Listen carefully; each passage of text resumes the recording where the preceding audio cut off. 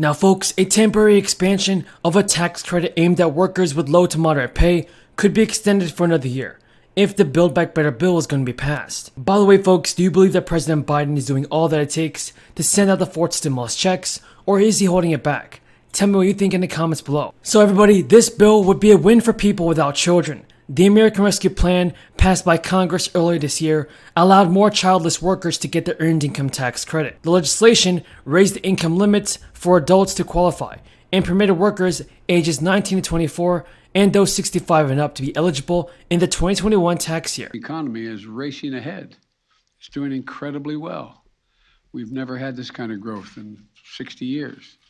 But inflation is affecting people's lives. But if you take a look at it, if and when, God willing, we get the Build Back Better proposal, if you look at what's inflation all about for people, they're paying more for things they need than they had to pay before. That's the bottom line. Now, if they're paying considerably less for childcare, considerably less for health care, considerably less for insulin, considerably less, and go down the list of being able to take care of their parents, all the things that are in the Build Back Better plan. The reason why economists think it's going to, in fact, diminish the impact on inflation is because it's reducing costs for ordinary people. So I think but in the meantime, in order to get that up and running, and we don't have a single Republican willing to support it yet, in order to get that up and running, it's going to be focused all on the downside. The downside is prices have gone up because of supply chain concerns.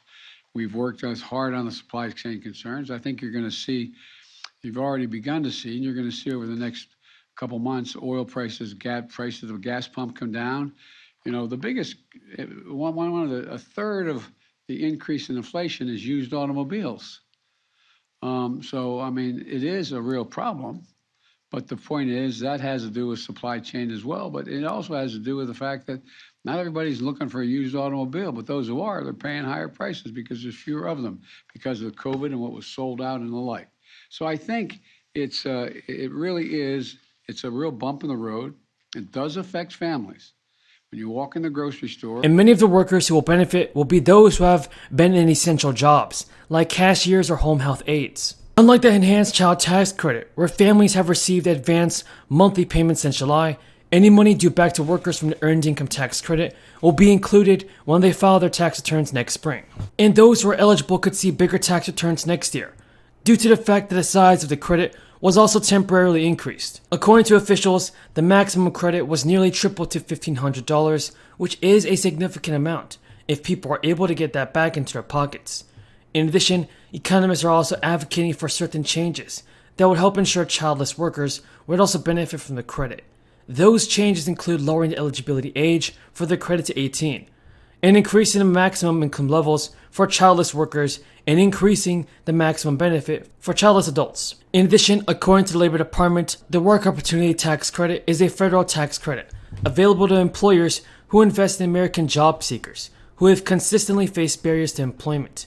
Employers may meet their business needs and claim a tax credit if they hire an individual who is in a Work Opportunity Tax Credit targeted group. The credit amount can be up to $9,600 for each qualified new hire, depending upon the new hire's target group. Credit is equal to a percentage of the eligible employee's wages, and the employee must work at least 120 hours for the employer to receive credit. Now, veterans receive the highest amount, while others targeted groups receive less. Employers must apply for and receive a certification verifying the new hire is a member of a targeted group before they can claim the tax credit. Now, surprise plus the payments of $1,400 will also be sent out before the new year. Plus the payments or extra stimulus checks sent out to those who received a stimulus check based on their 2019 or 2019 tax return information, which was obtained by the Social Security Administration. Now, this IRS automatically sent a third payment to people who didn't file a return but received Social Security retirement, survivor, or disability benefits, railroad retirement benefits, supplemental security income, or veteran affairs benefits.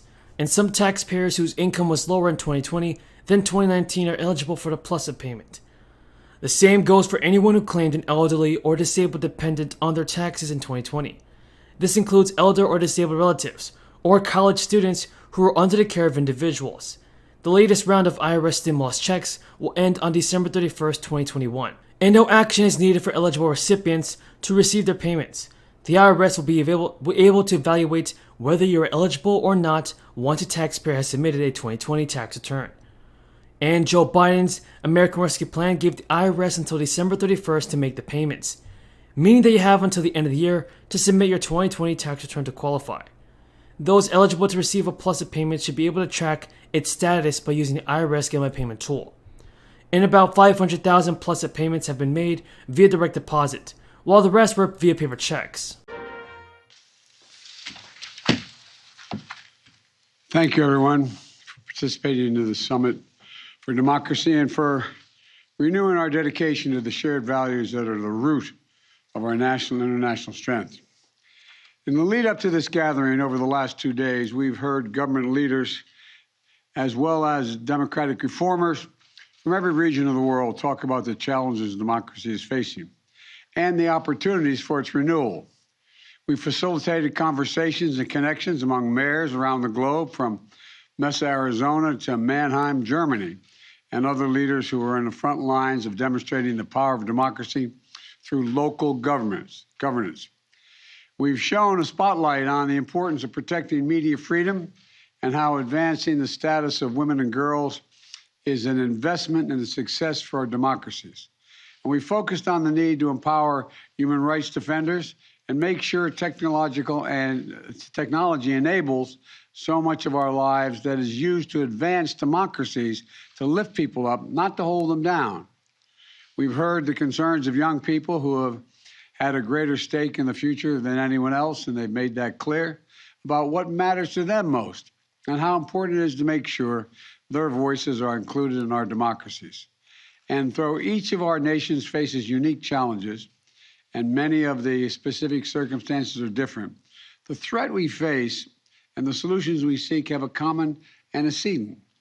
This is not a struggle of anyone facing it alone. It's all of us. And the commitments we've made to ourselves, to our own people, to one another, will not only strengthen our own democracies by pushing back against autocracies fighting corruption and promoting human rights for all people. This is going to help seed fertile ground for democracy to bloom around the world. And I'm so encouraged by the energy and the enthusiasm we've seen to rally people around the world in support of our shared democratic values. As just one example, in advance of the summit, the presidents of Panama, Costa Rica, and the Dominican Republic formed, quote, an alliance to strengthen democratic institutions and to, quote, to cooperate on transparency, human rights, economic development, and strengthening democracy throughout the region. This is a sort of inspiring commitment and partnerships that I hope we'll see more of.